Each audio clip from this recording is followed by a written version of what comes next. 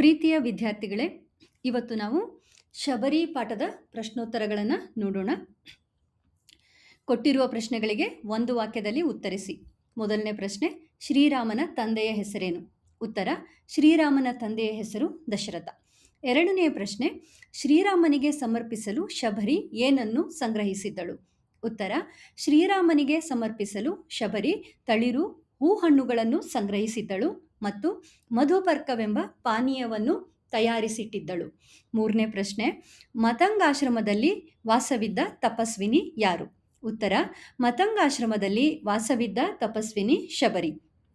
ನಾಲ್ಕನೆಯ ಪ್ರಶ್ನೆ, ರಾಮ ಲಕ್ಷ್ಮಣರಿಗೆ ಮತಂಗಾಶ್ರಮಕ್ಕೆ ಹೋಗಲು ಸೂಚಿಸಿದವರು ಯಾರು?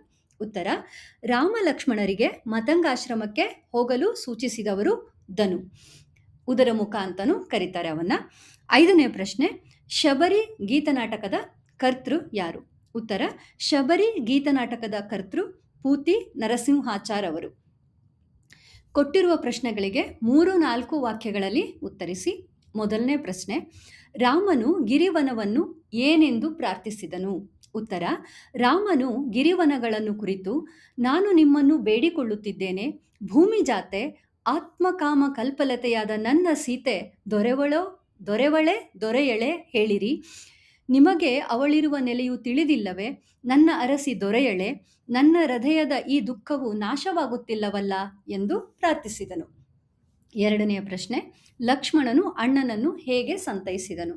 ಉತ್ತರ, ಸೀತೆಗಾಗಿ ಪರಿತಪಿಸುತ್ತಿದ್ದ ರಾಮನನ್ನು ಕಂಡ ಲಕ್ಷ್ಮಣನು, ತಾಳಿಕೋ ಅಣ್ಣ ತಾಳಿಕೋ, ಸೂರ್ಯನೇ ಕಾಂತಿಹೀನನಾದರೆ ತೇಜಸ್ಸನ್ನು ಕಳೆದುಕೊಂಡರೆ ಲೋಕಕ್ಕೆ ಬೆಳಕನ್ನು ಕೊಡುವವರಾರು? ಧೈರ್ಯಕ್ಕೆ ಹೆಸರಾದ ರಾಮನೇ ಧೈರ್ಯ ಕಳೆದುಕೊಂಡರೆ ಧೈರ್ಯ ತುಂಬುವವರು ಇನ್ನಾರು? ಸ್ಥೈರ್ಯ ಕಳೆದುಕೊಳ್ಳಬೇಡ ಎಂದು ಸಂತೈಸಿದನು.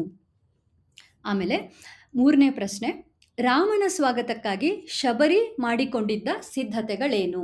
ಉತ್ತರ, ಶಬರಿಯು ರಾಮನ ಸ್ವಾಗತಕ್ಕಾಗಿ ಮೃದುವಾದ ಚಂದಳಿರನ್ನು, ತಿನ್ನಲು ಕಡುಸವಿಯಾದ ಹಣ್ಣುಗಳನ್ನು ಸಂಗ್ರಹಿಸಿದ್ದಳು. ರಾಮನಿಗಾಗಿ ಸುವಾಸನೆಯಿಂದ ಕೂಡಿದ ಹೂಗಳನ್ನು ತಂದು ಮಾಲೆ ಕಟ್ಟಿದ್ದಳು.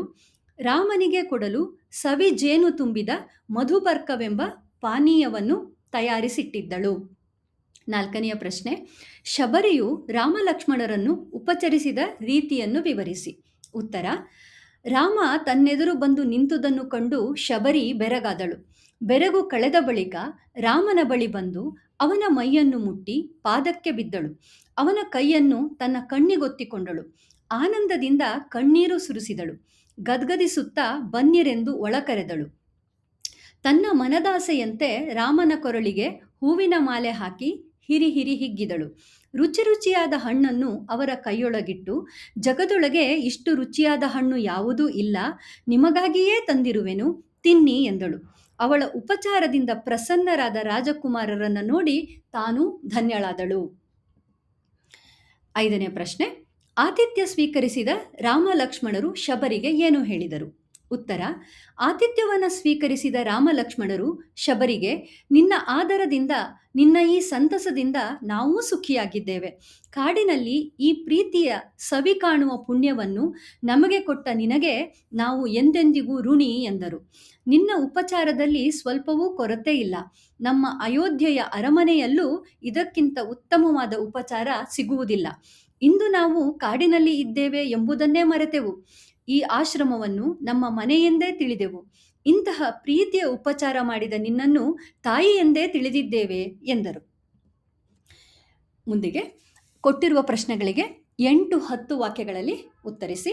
ಮೊದಲನೇ ಪ್ರಶ್ನೆ, ಶಬರಿಯ ಚಿಂತೆ ಹಿಂಗಿ ಹೋದ ಸಂದರ್ಭದ ಸ್ವಾರಸ್ಯವನ್ನು ವಿವರಿಸಿ. ಉತ್ತರ, ಶಬರಿ ಅವಳ ಗುರುಗಳ ಆಣತಿಯಂತೆ ಮತಂಗಾಶ್ರಮದಲ್ಲಿ ಬಹಳ ಕಾಲದಿಂದ ರಾಮನಿಗಾಗಿ ಕಾಯುತ್ತಿದ್ದಳು. ಅವನಿಗಾಗಿ ದಿನವೂ ತಳಿರು ಹೂವು ಹಣ್ಣುಗಳನ್ನು ಸಂಗ್ರಹಿಸುತ್ತಿದ್ದಳು. ಕೊನೆಗೂ ರಾಮ ಬಂದಾಗ ಅವನನ್ನು ಕಂಡು ಬೆರಗಾದಳು. ಅವನ ಮೈಯನ್ನು ಮುಟ್ಟಿ ಪಾದಕ್ಕೆ ಬಿದ್ದು ಅವನ ಕೈಯನ್ನು ತನ್ನ ಕಣ್ಣಿಗೊತ್ತಿಕೊಂಡು ಆನಂದದಿಂದ ಕಣ್ಣೀರು ಸುರಿಸಿದಳು. ತನ್ನ ಮನದಾಸೆಯಂತೆ ರಾಮನ ಕೊರಳಿಗೆ ಹೂವಿನ ಮಾಲೆ ಹಾಕಿ ಹಿರಿ ಹಿಗ್ಗಿದಳು. ರುಚಿಯಾದ ಹಣ್ಣನ್ನು ಕೊಟ್ಟಳು. ಕುಡಿಯಲು ಮಧುಪರ್ಕವನ್ನು ಕೊಟ್ಟಳು. ಅವಳ ಉಪಚಾರದಿಂದ ಪ್ರಸನ್ನರಾದ ರಾಜಕುಮಾರರ ಮಂದಹಾಸವನ್ನು ನೋಡಿ ತಾನೂ ಧನ್ಯಳಾದಳು. ಸಂತೋಷದಿಂದ ಹಾಡಿಕೊಂಡು ನರ್ತಿಸಿದಳು. ನಿಮ್ಮ ಹಸಿವು ತ್ರಷೆ ಹಿಂಗಿತೆ, ಅಥವಾ ನಾನೊಬ್ಬಳು ಬಡವಿ ಎಂದು ಸುಮ್ಮನೆ ಮರುಕ ತೋರಿದಿರಾ ಎಂದು ಕೇಳಿದಳು. ಆಗ ರಾಮನು, ನಿನ್ನ ಪ್ರೀತಿಯ ಉಪಚಾರಕ್ಕೆ ನಾವು ಚಿರಋಣಿ. ನಿನ್ನ ಆಶ್ರಮವೇ ನಮ್ಮ ಮನೆ ಎಂದುಕೊಂಡೆವು. ನಿನ್ನಲ್ಲಿ ನಮ್ಮ ತಾಯಿಯನ್ನು ಕಂಡೆವು ಎಂದನು.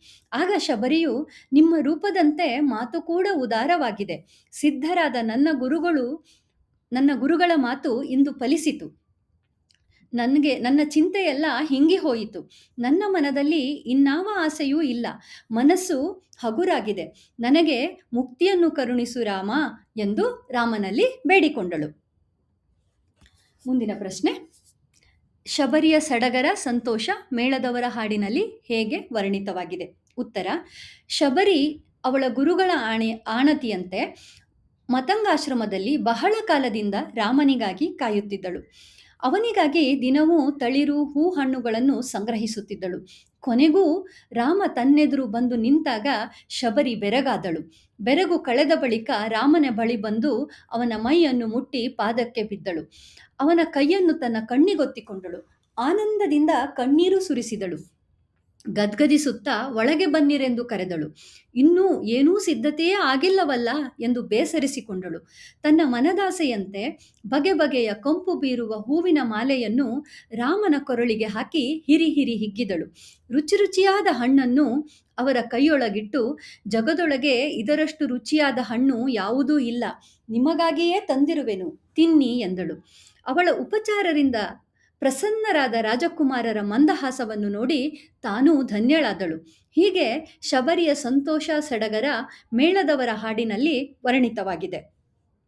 ಮುಂದಿನ ಪ್ರಶ್ನೆ. ನಂಬಿ ಕೆಟ್ಟವರಿಲ್ಲ ಎಂಬ ಮಾತು ಶಬರಿಯ ಪಾಲಿಗೆ ಹೇಗೆ ನಿಜವಾಗಿದೆ? ಉತ್ತರ. ಶಬರಿಯ ಗುರುಗಳಾದ ಮತಂಗ ಮಹರ್ಷಿಗಳು ತಾವು ದಿವ್ಯಲೋಕವನ್ನು ಸೇರುವ ಸಂದರ್ಭದಲ್ಲಿ ಶಬರಿಗೆ ಮುಂದೆ ಈ ದಾರಿಯಲ್ಲಿ ಬರುವ ಶ್ರೀರಾಮನ ದರ್ಶನವನ್ನು ಪಡೆದು ಮುಕ್ತಿ ಹೊಂದುವಂತೆ ಆಶೀರ್ವದಿಸಿದರು. ಗುರುಗಳ ಅಪ್ಪಣೆಯಂತೆ ಶಬರಿ ಮತಂಗಾಶ್ರಮದಲ್ಲಿ ಬಹಳ ಕಾಲದಿಂದ ರಾಮನಿಗಾಗಿ ಕಾಯುತ್ತಿದ್ದಳು. ಅವನು ಎಂದು ಬರುವನೆಂದು ಅವಳು ಅರಿಯಳು. ಆದರೆ ದಿನವೂ ಅವನಿಗಾಗಿ ತಳಿರು ಹೂ ಹಣ್ಣುಗಳನ್ನು ಸಂಗ್ರಹಿಸುತ್ತಿದ್ದಳು. ಹಣ್ಣು ಮುದುಕಿಯಾದರೂ ರಾಮ ಬಂದೇ ಬರುವನೆಂಬ ನಂಬಿಕೆಯಲ್ಲಿ ಅವನಿಗಾಗಿ ಕಾದಳು. ವನವಾಸದಲ್ಲಿದ್ದ ರಾಮ ಲಕ್ಷ್ಮಣರು ಶಬರಿ ತಮಗಾಗಿ ಕಾಯುತ್ತಿರುವ ವಿಚಾರವನ್ನು ತಿಳಿದು ಮತಂಗಾಶ್ರಮಕ್ಕೆ ಬಂದರು.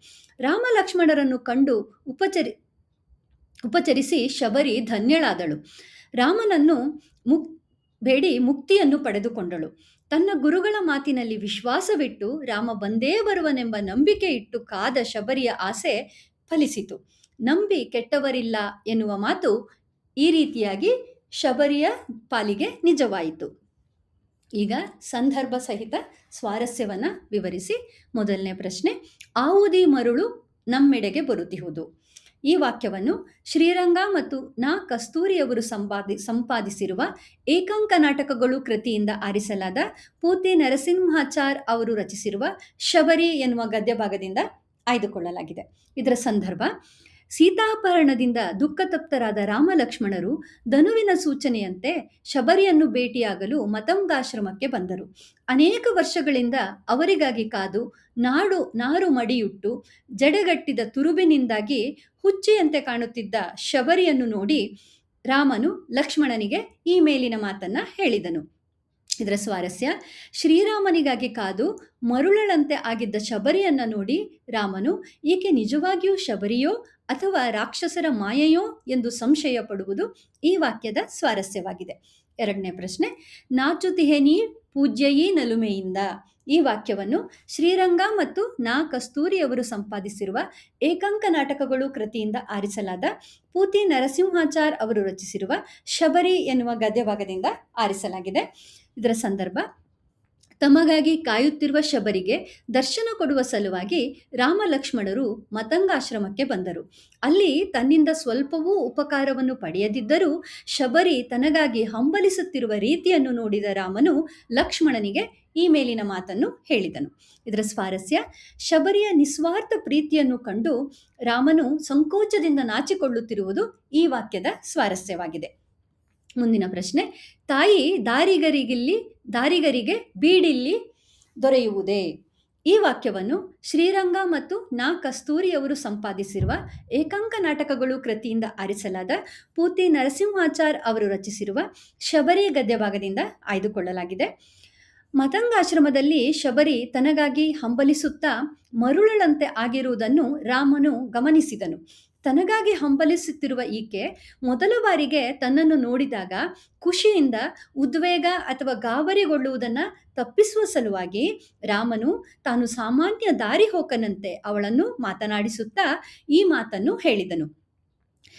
ಇದರ ಸ್ವಾರಸ್ಯ, ಶಬರಿಯು ತನ್ನನ್ನು ನೋಡಿ ಸಂತಸದಿಂದ ಗಾಬರಿಗೊಳ್ಳದಂತೆ ರಾಮನು ಅವಳನ್ನು ಸಾಮಾನ್ಯ ದಾರಿಹೋಕನಂತೆ ಮಾತನಾಡಿಸುವುದು ಈ ವಾಕ್ಯದ ಸ್ವಾರಸ್ಯವಾಗಿದೆ.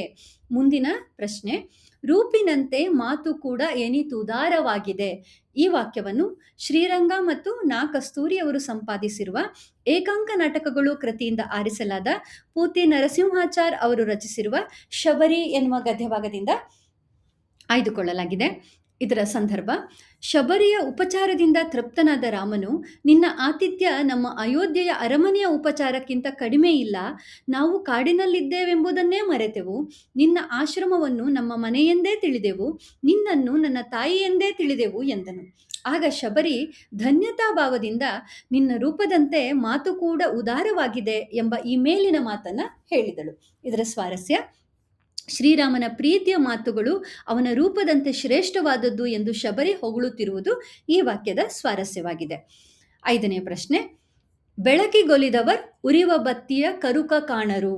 ಈ ವಾಕ್ಯವನ್ನು ಶ್ರೀರಂಗ ಮತ್ತು ನಾ ಕಸ್ತೂರಿಯವರು ಸಂಪಾದಿಸಿರುವ ಏಕಾಂಕ ನಾಟಕಗಳು ಕೃತಿಯಿಂದ ಆರಿಸಲಾದ ಪೂತಿ ನರಸಿಂಹಾಚಾರ್ ಅವರು ರಚಿಸಿರುವ ಶಬರಿ ಗದ್ಯಭಾಗದಿಂದ ಆಯ್ದುಕೊಳ್ಳಲಾಗಿದೆ.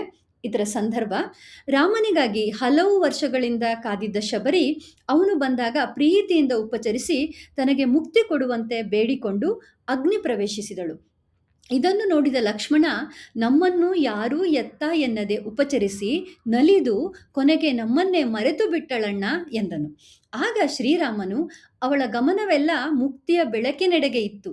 ಬೆಳಕಿಗೊಲಿದವರು ಉರಿವ ಬತ್ತಿಯ ಕರಕು ಕಾಣರು ಲಕ್ಷ್ಮಣ ಎಂದನು. ಇದರ ಸ್ವಾರಸ್ಯ, ಮುಕ್ತಿಯ ಗುರಿಯನ್ನು ಹೊಂದಿದ್ದ ಶಬರಿಗೆ ಬೇರೆಲ್ಲ ಸಂತೋಷದ ವಿಷಯಗಳು ಕೇವಲ ಕ್ಷಣಿಕವಾದದ್ದು ಎಂಬುದು ಈ ವಾಕ್ಯದ ಸ್ವಾರಸ್ಯವಾಗಿದೆ. ಇಲ್ಲಿ ಹೊಂದಿಸಿ ಬರೆಯುವ ಉತ್ತರಗಳನ್ನು ಕೊಟ್ಟಿದ್ದೀನಿ, ನೀವು ನೋಡ್ಕೊಳ್ಳಿ. ಪ್ರಶ್ನೋತ್ತರಗಳು ನಿಮಗೆ ಉಪಯುಕ್ತ ಆಯಿತು ಅಂತ ಅಂದ್ಕೊಳ್ತೀನಿ. ಧನ್ಯವಾದಗಳು. ಸಬ್ಸ್ಕ್ರೈಬ್ ಮಾಡೋದಕ್ಕೆ, ಲೈಕ್ ಮತ್ತು ಶೇರ್ ಮಾಡೋದಕ್ಕೆ ಮರೆಯಬೇಡಿ.